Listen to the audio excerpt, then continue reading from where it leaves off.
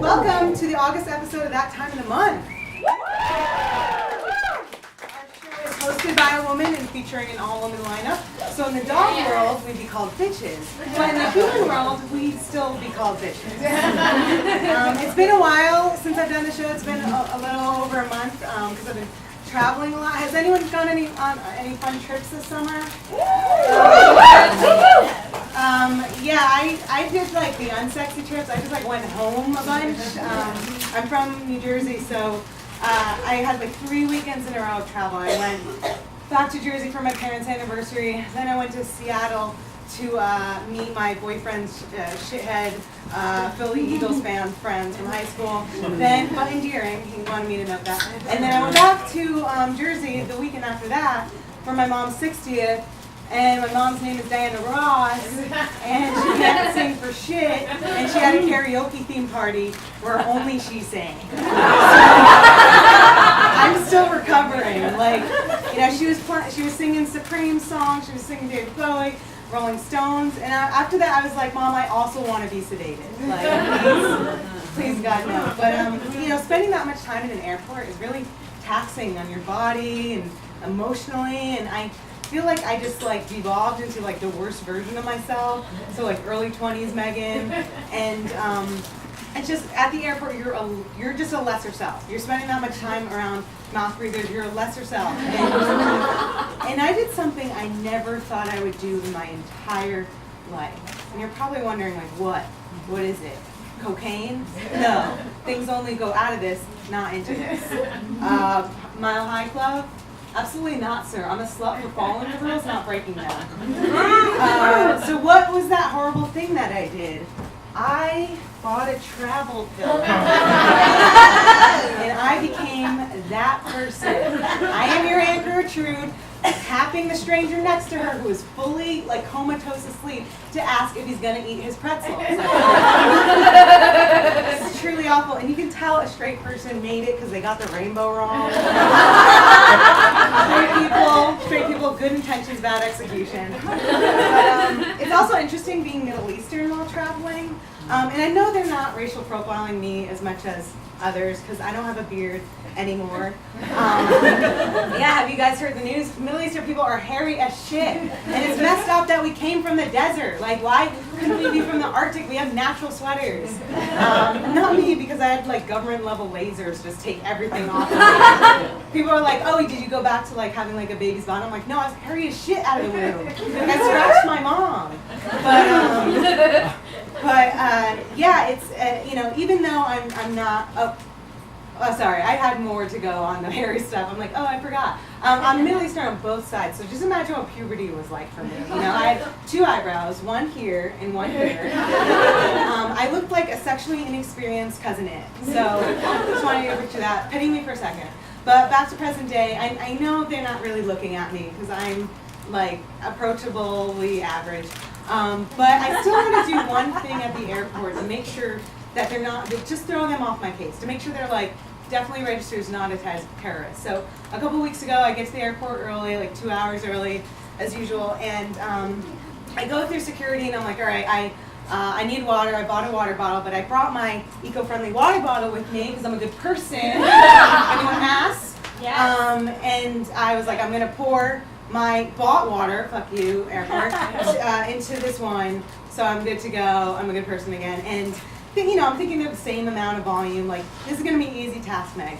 So I'm starting to pour, and quickly I massively underestimated how much water is in the first one. And it just dumps all over my crotch and my butt. And I'm like, no biggie. Like, I splash it on me all the time. I'll live with it.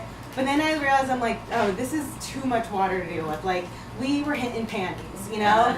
And like, I stood up and like my backside looked like I creamed myself. And like, not in a hot way where guys would be like, wow, she's so wet. It was like, wow, she's too wet. So then, you know, me being a genius as I am, I'm like, oh, there's dryers in the bathroom. I will dry my pants.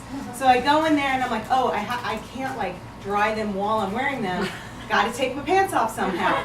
Can't just take my pants off, then I'd get arrested. And then the whole thing is just terrorists. But you know, luckily I don't check my bag because I'm cheap as shit. And so I had pajama pants in my bag. So I take them out, I change into my pajama pants in a stall because I'm not a monster yet. And I am wearing a nice blouse, my wet shoes, and pajama pants while blow drying my jeans between 20 to 30 minutes in the bathroom. I look nothing less than insane. But I did it. I dried my pants and then changed back into them. And I walked out feeling good because that was my little hat tip to the FBI or TSA or Homeland Security. Like, this girl can definitely not implement like a very elaborate, coordinated attack on America. She's only a terrorist to herself. Like, that's it. So I just imagine like whoever's talking to whoever, I don't know how government works, they're like, stand down on the Syrian woman with the beige blouse on. We've gathered enough information to confirm she's just a fucking idiot. Not a terrorist, off my back. But you know, I know there's clearly real racial profiling happening all the time, especially at airports. And I'm gonna admit, like, I partake in it, except I'm most scared of the white dudes. All right, you guys are the ones who are dominating the headlines. Like, you keep trying to make reboots of mass shootings. Like, it is sad. It's not a good look. And you know, like, there's children in Syria right now who are like, you know, it'd be cool if I can wake up one morning to the sound of not bombs. Meanwhile, there's like a kid named Brad in America who's like, my peer group doesn't understand my poem, so now I must kill. What's that logic? So now when I, you know, get on the plane and I get seated, like, I'm not looking at the woman in the hijab. I'm not looking at like the black man who's minding his own business. I sit down and I see the white guy wearing a hoodie from an improv theater, listening to Neutral Milk Hotel or Nashville, and I text my mom, I love you. I'm done. This is, I'm surprised I lasted this far. I'm surprised. But, you know, it's been a while since our last show, and so there's been a lot of breaking and shocking news that we've missed out on. And my intern, who is a broom with a wig and glasses on due to budget cuts, compiled a list of all the breaking news that happened in the last month and a half. I won't read all of these. Yeah, we're like all up in arms about straws, but no one's gone against big pharmacy. Like, what is this shit? I want to do toothpaste, CVS. So this broom with the wig, my intern wrote these, so don't hold it against me.